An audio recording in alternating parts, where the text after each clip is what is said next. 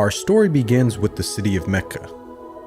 It is said that when Adam and Eve were first expelled from paradise, the two were separated, with Eve having landed near the city of Mecca and Adam having landed somewhere in the Far East.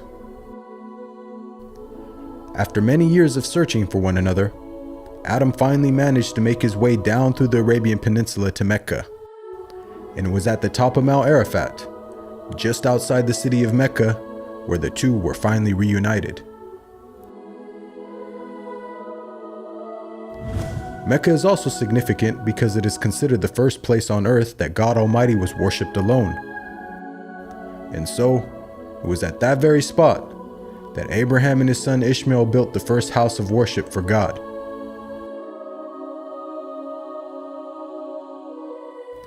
In honor of this, God Almighty had built in the heavens a similar structure for the angels.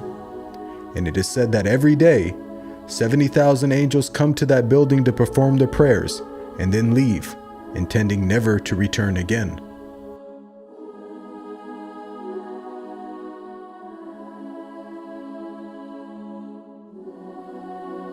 When Abraham and Ishmael had finished building the sacred house, there was still one brick that had to be put in its place. And so, Abraham sent his son Ishmael off to find a unique stone that he could put there. But God Almighty destined that the final stone that was to be laid would not be from the material of this world, but instead a stone directly from the heart of paradise.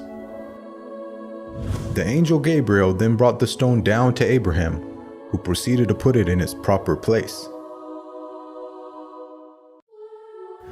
It is said that when the stone first came down, it was a pure white color. But due to the impurities of this world and the sinfulness of man, the stone slowly began to fade and eventually turned black. As time passed, the city began to develop, with the people of Mecca remaining upon pure monotheism, worshiping one God alone.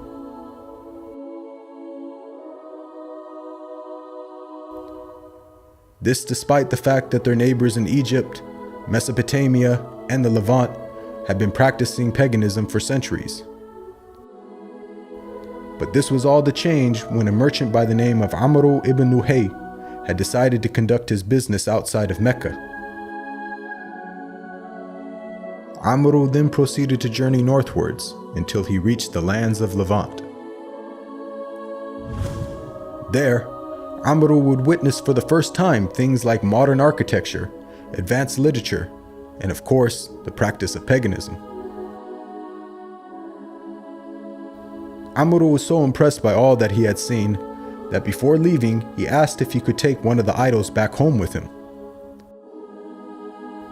The people agreed, and so Amr took the idol and placed it along with the other goods and merchandise in his caravan.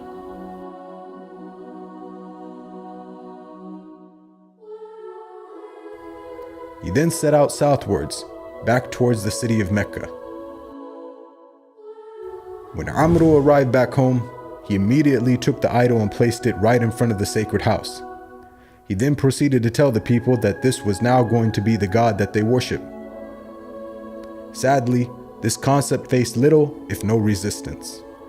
And as time passed, the people began to worship more and more different idols, until it is said by the end of the 6th century, there were over 360 different idols surrounding the sacred house in Mecca.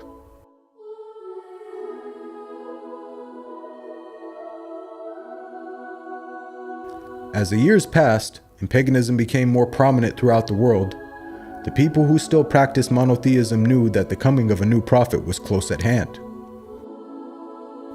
And so, either through deductive reasoning or through interpretation of their holy text, many had concluded that the Arabian Peninsula was the most probable place God would send his new prophet.